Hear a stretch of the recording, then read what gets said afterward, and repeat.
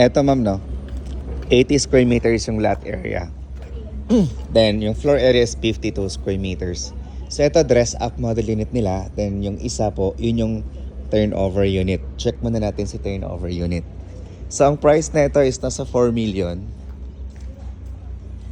Ito yung 80 square meters. Magmula doon, sa may poste hanggang dito. So, this is 80 square meters. Ito yung parking area ninyo. Meron kayong space dito sa front. Landscape area. Then, hanggang dito pa siya. Okay. Hanggang dito.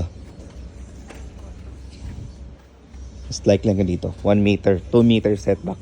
So, sa likod. Okay. So, sa turnover niya,